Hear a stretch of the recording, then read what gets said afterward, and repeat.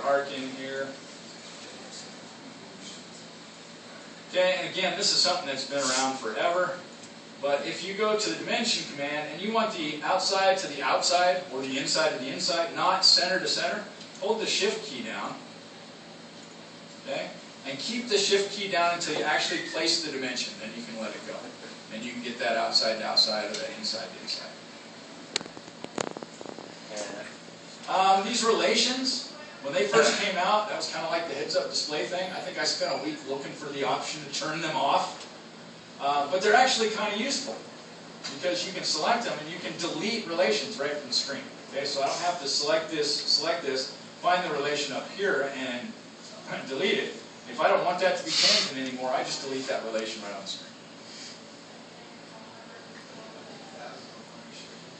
Well, yeah, I mean, yeah, they can get. I mean, if you have really complex sketch, yeah, I would toggle them off because yeah, they can get kind of. Don't they disappear now when you click online? I don't know. Yeah. Does it? It doesn't turn off. If you have it turned off and you hit it, it appears. Just for that line. That makes sense. It probably should. Ever have a need to make a hollow box? Well, you can. Okay, let's go there. Yeah, you don't need it, but you can do it.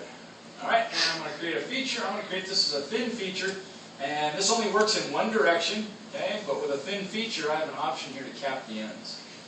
We'll say OK, and if you take a look at a section view here, sure enough, I have created a hollow box. Now, for the longest time, this is kind of like that convert view to sketch thing. I looked for a good reason for this, and I finally found one. Not that I actually use it, but somebody at a user group meeting told me, whoa, that is a really cool thing for flow simulation.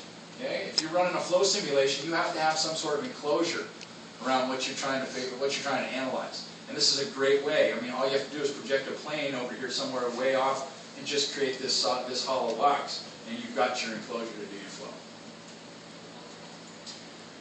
SmartMates. Everybody uses SmartMates. Nobody uses SmartMates. Oh God, this thing is so bad. Who said yes to save on this one? All right.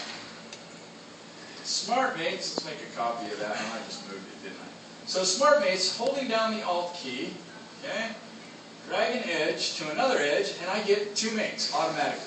Okay, without having to go through the mate dialog box, nothing. And that's what we call SmartMates. They actually worked a little bit differently when they first came out. Does anybody remember that? Where you double-click that first edge and then single-click the other edge and everything would mate. And I really enjoyed that. That was kind of fun because you could kind of get a cadence going. And I was working on this flange bearing that had about 40 socketed cap screws in it.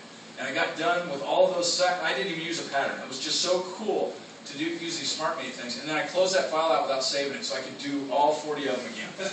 I mean, it was one of those things when it came out, I went, whoa, this is really cool. Did you know that you could do this? Probably you knew you could do this, right? Insert, tables, bill of materials, right in your assembly.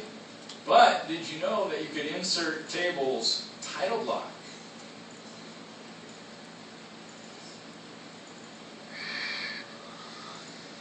And there's my title block table. So if you're thinking about going sort of paperless, this might be an option. Not a single ooh. All right. I think that's it. Any questions? Anything I didn't cover that you'd like me to cover? I'll try almost anything, depending on how much time we have. Well, why don't we do the raffle first? All right. And then, well, if you can have your computer active, why don't we do that? Do that SolidWorks clinic thing? That part. All these really ugly files.